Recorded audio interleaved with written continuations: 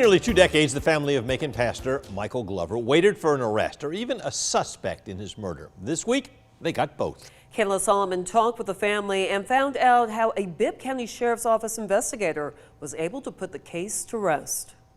Back in March of 2004, Michael Glover was shot and killed at his home in West Macon. Now, over 17 years later, his family is finally getting the closure they've been looking for. You have to go through it and I know where we're coming from.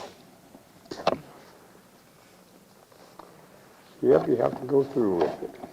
That's Willie Glover describing the pain he and his family have experienced since 2004, when his son Michael Glover was shot and killed. Oh, last week, man, I jumped for joy to find out they had somebody, a suspect in custody. To get this news the other night, it was just like burden being lifted off.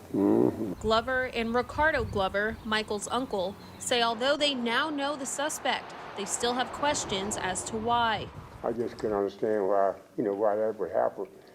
Even though he was like I said, the type would try to help people, young and old. The man behind the investigation was Malcolm Bryant. Bryant says he was handed the case in November of 2020 and had to start from the very beginning. We got the case, and after reading through it, very detailed. The investigators that initially started the investigation, they did a good job as far as including small details, which is very important. But it was ultimately the DNA match that pointed him to suspect Terrence Bryant Dean, a man who he says was just recently released from prison after serving about 16 years for a previous crime. He says being able to call and tell the family was the best part of it all. With having that type of evidence, it's good that you're able to make an arrest, but that's really only half of what we ultimately want. Ultimately we want the conviction.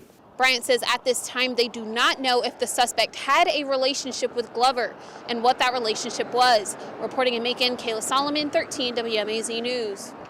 Investigator Bryant says Dean is the only suspect in the case and he does not expect any more arrests.